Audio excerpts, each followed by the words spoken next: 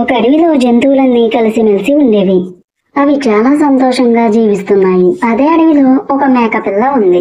ఆ మేకపిల్ల చాలా తెలివైనది, కానీ దానికి అహంకారం కూడా ఎక్కువే. ఒకరోజు ఆ మేకపిల్ల అడవిలో వెళ్తూ ఉండగా ఒక గర్భవతి అయిన సింహం కనిపించింది. ఆ సింహం చాలా నీరసంగా ఉంది. ఆ సింహం నీరసంగా ఉండి నిద్ర పట్టనట్లు నిద్రపోతుంది. సింహం చాలా బలహీనంగా కూడా ఉంది. ఆ సింహం దగ్గరికి వచ్చిన మేకపిల్ల ఆ సింహంతో ఇలా అంది, అయ్యో సింహమా, నువ్వా?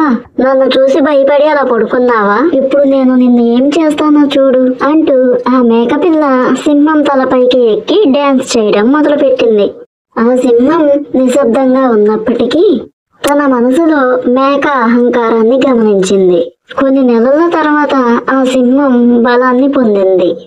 ఆ సింహం ఒక చెట్టు కింద నిలబడి ఉండగా అటువైపుగా ఆ మేక వచ్చింది. ఆ మేకను పట్టుకొని ఆ సింహం ఇలా అంది, నువ్వు గతంలో చేసిన తప్పుడు పనులు మర్చిపోయావేమో కానీ నేను మర్చిపోలేదు అంటూ ఆ మేక పిల్లని తినేసింది సింహం. ఈ కథ నీతి: ఒకరి బలహీనత చూసి తక్కువగా చూడకూడదు. అహంకారం అనేది మనకు హానికరం. ఫ్రెండ్స్, ఇలాంటి మరిన్ని స్టోరీస్ కావాలంటే మన ఛానల్ ని సబ్స్క్రైబ్ చేయండి, షేర్ చేయండి, లైక్ చేయండి. మరొక మంచి స్టోరీతో రేపు వచ్చేస్తాను. Bye friends.